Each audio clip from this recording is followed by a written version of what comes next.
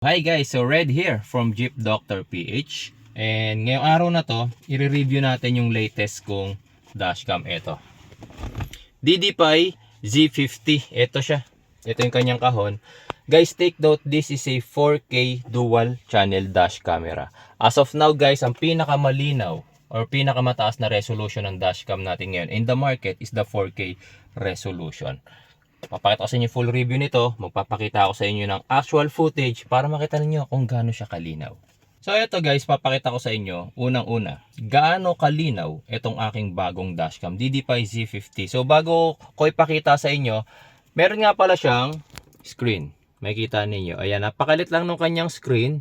Pero ang kagandahan sa kanya guys, itong ating DDPi Z50, pwede nyo nang i-view gamit yung ating mga cellphone. Okay? So da-download lang kayo ng app. Ito, yung DDPi app na yan. Okay, download nyo lang yan sa Play Store.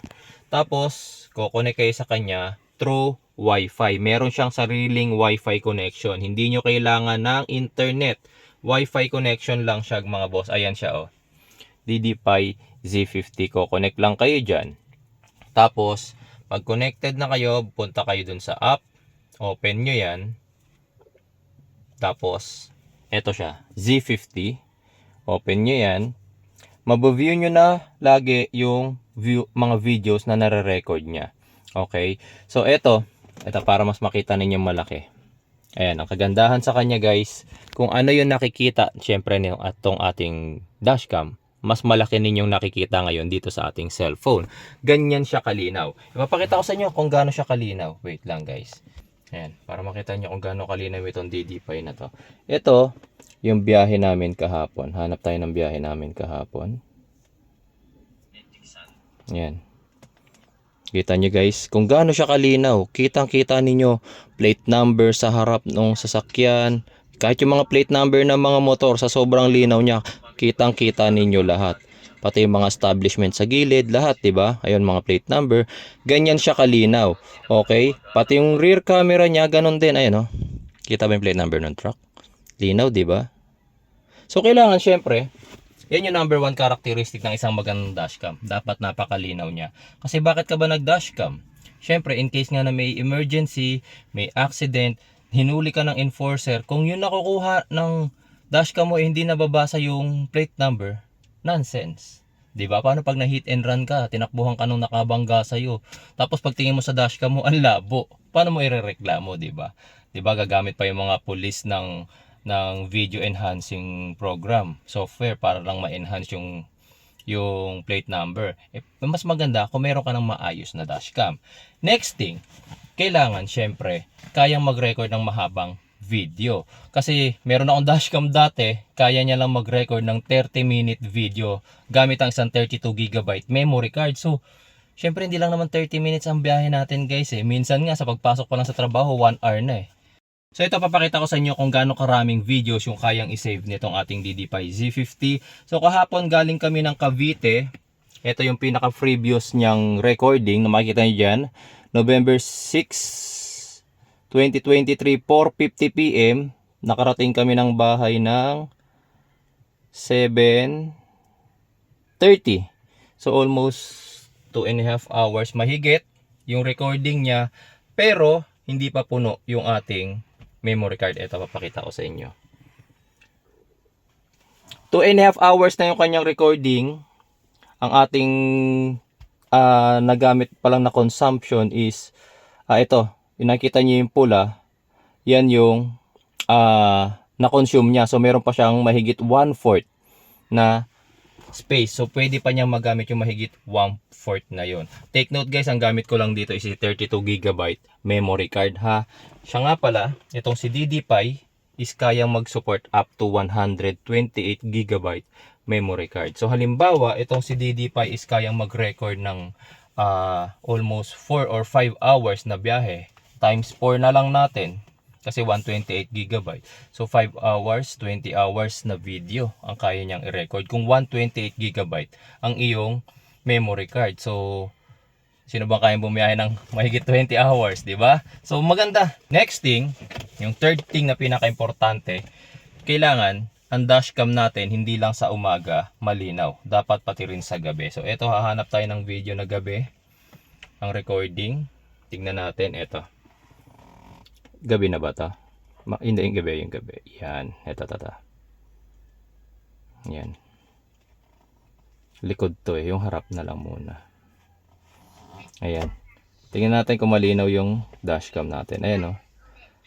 Kahit gabi, makikita ninyo yung mga plate number ng mga sasakyan. Hanap tayo na may plate number. Ito medyo maganda to. Ito yung na-traffic. Okay na makikita ninyo. Pati yung tag ng body ng sasakyan nababasa yung plate number, di ba? Ang liliit na mga sulat niyan. Yan. Tingin yung plate number ng motor, kitang-kita rin. And medyo malabo lang sa video ninyo, pero dito pag nakita ko sa mismong cellphone ko, kitang-kita yung plate number nung mismong motor. Tapos yung kanyang likod, ganun din. Pakita natin yung likod. Ayan, no. Makikita nyo pati body number ng tricycle, plate number ng ibang sasakyan. So kailangan ang dashcam kahit gabi nakakakita, kasi hindi naman pwedeng sa umaga lang tayo bumabiyahe, di ba? So yung tatlong karakteristik na hinahanap ko sa isang dashcam is makikita ko rito sa DDPi Z50 na to. So ano pa yung iba niyang kayang gawin? Ito, makikita nyo na rin dito sa ating DDPi mga bossing, meron din kasi tong GPS. Pero yung GPS niya hindi siya ginagamit for tracking. Ginagamit ang GPS nito para matrack yung ating speed. Yan, makikita. Kapag sinabi na halimbawa, nasa expressway kayo tapos bigla kayong pinara, sabi, sir, tumatakbo po kayo ng overspeeding 120 kilometers per hour, kaya kayo hinuhuli.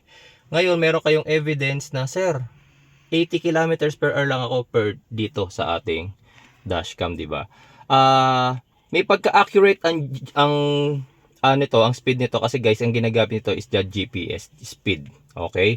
Nakastamp na rin yan ng date, tapos nakastamp na rin dyan syempre kung front or rear, ay pati yung ating time, tapos kung front or rear yung ating camera. Makikita nyo rito sa gilid, meron na rin tayong compass. Ang kagandahan pa rito sa ating DDPi guys, hindi nyo na kailangan kunin yung memory card at kumuha ng computer pag kailangan ninyo ng evidence.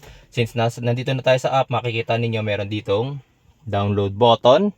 Pindutin nyo lang yan. Tapos lahat ng videos natin is nakaloop ng 1 minute. 1 minute loop. Kaya makikita nyo puro 1 minute yung video, di ba? Kapag meron kayong evidence na kailangan kunin, ang kailangan nyo lang gawin mga boss, click nyo lang yan. And then press nyo yung download button. Mada-download na yan ng mabilisan. Okay, siguro mga 2 minutes or 3 minutes lang. Ay, makita nyo yung progress, oh. Nagda-download na tayo. Automatically, yung video na yon na-save na sa inyong computer. Ay, sa inyong cellphone. Hindi nyo na kailangan kumuha ng computer para ma-save pa yon. Okay? So, ganun naka-easy yung access natin. Another, ano na lang to bonus feature na lang to.